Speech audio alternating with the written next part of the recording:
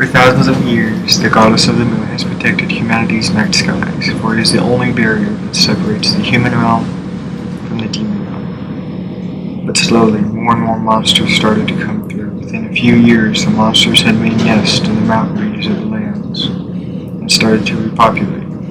At first, the monsters stayed in the mountains, but when food started to get scarce, they started attacking people at the base of the mountains.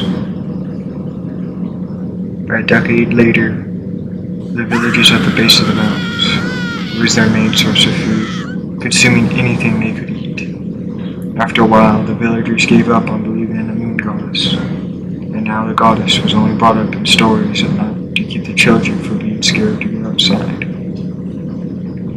50 years later, on the night of the year's first blood moon, a small mountain village was attacked by the monsters.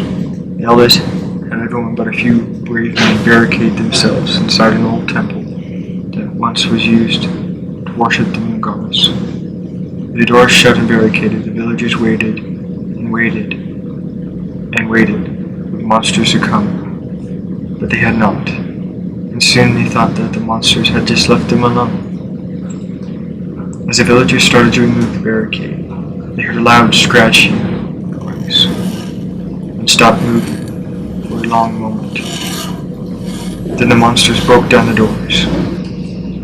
Everyone was in a panic, trying to get out. No! No! A young boy named Nadia, who was born blind, was separated from his family and left alone in the temple. He had no idea which way was out. With the screaming people and the roar of the monsters, scared and unable to do anything but crawling up in a ball and wait. By the time morning came, everyone in the village was dead, and all that was left were the monsters. They did not get there early enough to eat. A young female monster, who had just lost her young, was looking for food to regain her strength. Heard Naji's cries, and she thought, yes, fresh meat. When she got to Naji, she looked into his eyes and saw they were the color of the full blood moon, and knew he was to be protected by the goddess of the moon, for she was his mother, and for killing him would mean absolute death for her,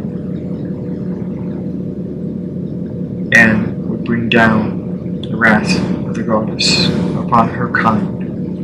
In order to save her clan, she decided to leave and raise the moon-eyed boy on her own to do what was right.